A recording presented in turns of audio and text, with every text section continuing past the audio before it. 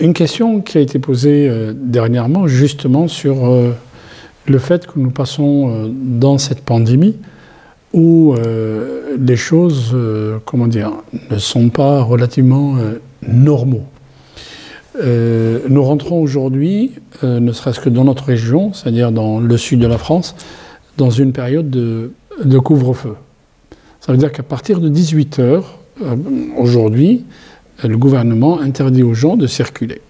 Bien sûr, sauf s'il y a une exception extraordinaire. Alors, comment on fait pour Salat al-Isha? Salat al-Isha étant, dans le meilleur des cas, pour ceux qui sont dans le sud, aller à peu près à 18 h 30. Comment on fait? Là, il y a quelque chose qu'on appelle tari', c'est-à-dire quelque chose qui n'est pas normal dans la vie du musulman. Nous avons un hadith rapporté par Ibn Abbas, sur lequel le ulama, bien sûr, il y a eu beaucoup d'interprétations sur ce hadith, mais la valeur du hadith a été interprétée d'une manière, je dirais, la plus limpide par de grands savants et par le Conseil européen de la fatwa, sur le fait que Ibn Abbas nous dit « Jama'a bina Rasulullah sallallahu alayhi wa sallam fil Madina fi dhata yawm جمع الظهر والعصر والمغرب والعشاء من غير سفر ولا مطر. فسئل ابن عباس pourquoi il a fait ça le prophète صلى الله عليه وسلم لماذا فعل هذا؟ قال أراد أن يرفع الحرج عن أمته.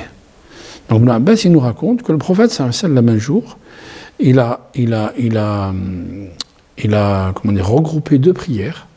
Alors attention, le regroupement ici ne veut pas dire réduire les prières. Même si dans l'école Shafi'ite, ils disent si le regroupement est permis, il est aussi permis de réduire les prières. Mais là, non. L'Abbas, il nous dit, le prophète sallallahu alayhi wa sallam a regroupé le Dohr ou l'Asr, il a regroupé le Maghrib ou l'Isha, sans qu'il pleuve ou sans qu'il soit, sans qu'il y ait une peur quelconque. Certains savants ont interprété ce hadith en disant qu'il a fait le Dohr à la fin de son temps et l'Asr au début de son temps. D'autres, ils ont dit non, non, non, non, non. Ibn Abbas, c'est pas ce qu'il voulait dire. Le prophète sallallahu alayhi wa sallam a fait le Dohr, il a fait juste l'Asr après. Et il a fait le Maghrib, il a fait juste l'Isha après. Pourquoi?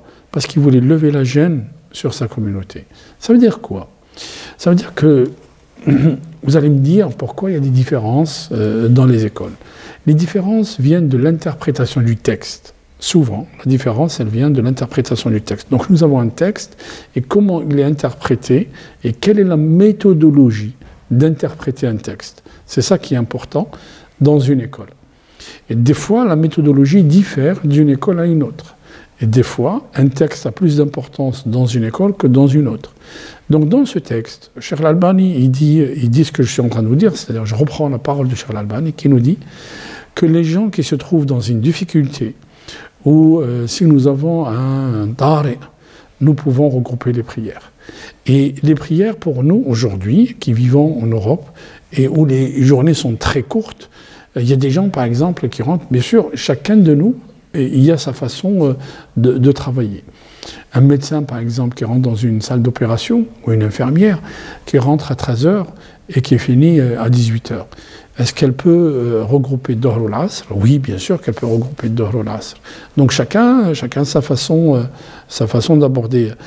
Quelqu'un qui est prof ou quelqu'un qui est coiffeur, je dirais, celui-là, non, il ne faut pas qu'il regroupe. Parce que Ibn Abbas, il dit, ou Cheikh Al-Albani, il dit, « Ala la yattakhidhaha ada » il ne faut pas que ça soit une habitude. Donc là, nous avons un empêchement. C'est quoi l'empêchement? C'est un ordre étatique de ne pas sortir après 18 h. L'ordre étatique de ne pas sortir après 18 h incombe tout le monde. Est-ce que les musulmans peuvent regrouper le Maghrib et l'Isha dans leur mosquée? Bien sûr, ils peuvent regrouper, et ça, c'est pas mes paroles à moi. Je vous dis, c'est le Conseil européen de la fatwa. Cheikh Al-Uthaymin, il dit, là où il y a al-haraj marfou'a.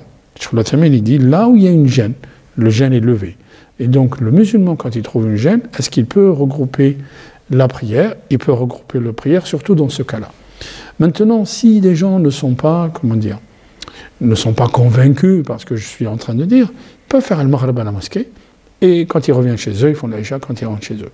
Mais les gens qui veulent faire le Maghrib 3 raka'at, et l'Isha 4 raka'at à la mosquée juste après le Maghrib, Alhamdulillah, Allah subhanahu wa ta'ala nous a donné la facilité et qu'Allah facilite à tout le monde. هذا ما أتمنى عليه وإن شاء الله سبحانه وتعالى أدرى وأعلم. الله سبحانه وتعالى ينفعنا بما علمنا ويعلمنا الحكمة إن شاء الله والله سبحانه وتعالى facilite à tout le monde.